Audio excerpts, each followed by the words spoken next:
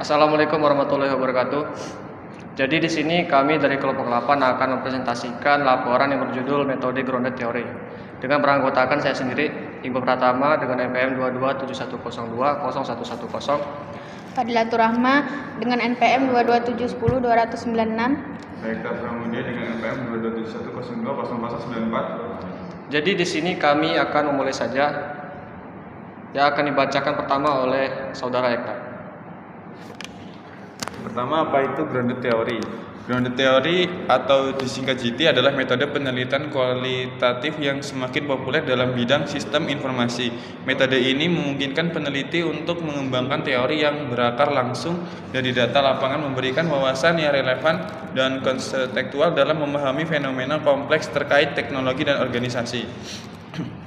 Yang kedua, metode grounded theory atau gambaran umum. Menurut ahli, grounded theory adalah metode yang memungkinkan teori muncul dari data yang dikumpulkan dan dianalisis secara sistematis. Dalam penelitian sistem informasi, metode ini digunakan untuk mengembangkan teori tentang pengembangan dan dampak sistem informasi.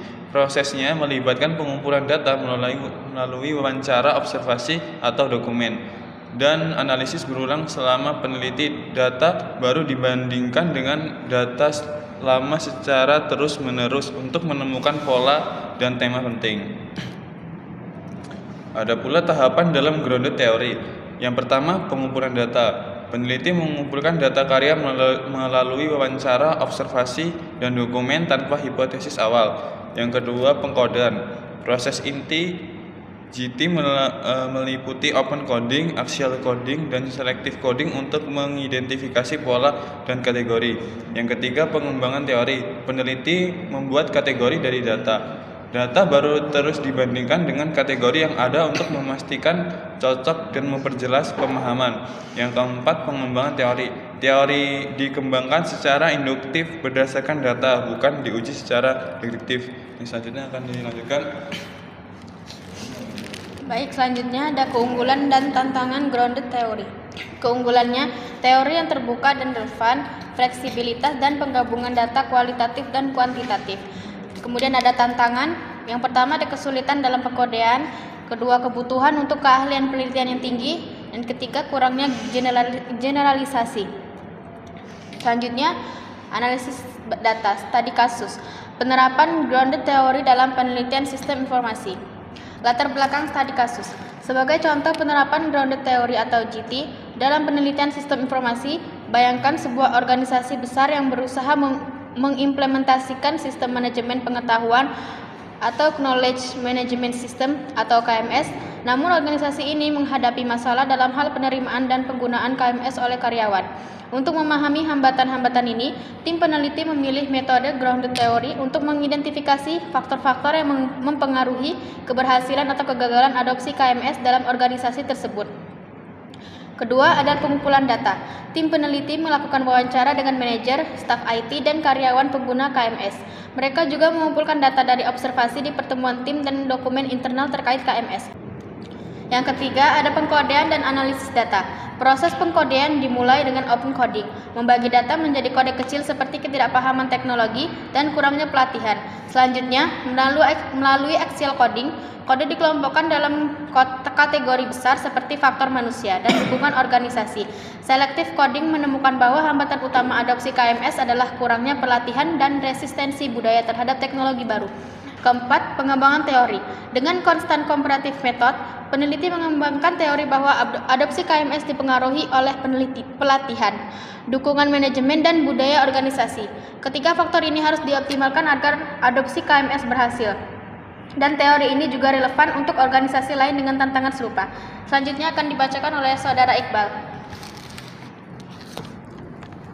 Selanjutnya ada efektivitas dan tantangan grounded theory dalam penelitian sistem informasi. Yang pertama ada efektivitas, yang di dalamnya ada teori kontekstual. GT menghasilkan teori yang spesifik dan relevan dengan kondisi organisasi, tidak hanya konsep umum. Selanjutnya ada kompleksitas sistem informasi. GT mampu menangkap interaksi antara faktor sosial, teknis, dan organisasi dalam sistem informasi. Selanjutnya ada fleksibilitas penelitian. Peneliti dapat menyesuaikan proses penelitian sesuai dengan temuan yang muncul tanpa terbatas pada kerangka awal. Selanjutnya ada integrasi data. GITI memungkinkan penggabungan data kualitatif dan kuantitatif untuk analisis yang lebih komprehensif. Selanjutnya ada mengatasi kurangnya teori yang ada. Grounded teori atau GITI membantu peneliti mengembangkan teori baru dari data lapangan yang lebih relevan. Selanjutnya ada tantangan, yaitu ada waktu dan sumber daya. Proses pengumpulan dan analisis data yang intensif dapat memakan waktu dan sumber daya yang signifikan.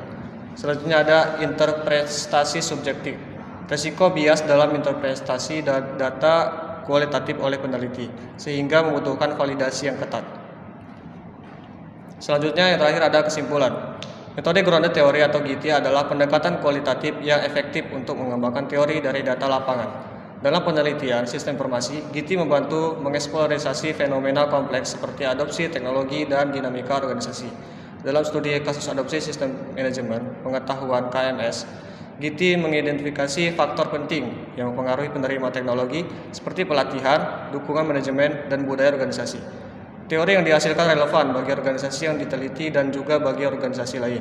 Meski GITI memiliki tantangan seperti kebutuhan sumber daya besar dan risiko subjektivitas, dengan pengelolaan yang baik, GITI tetap menjadi metode unggul untuk menghasilkan temuan valid dalam konteks yang kompleks. Mungkin itu saja yang dapat kami sampaikan. Apabila ada salah kata, kami mohon maaf. Terima kasih. Wassalamualaikum warahmatullahi wabarakatuh.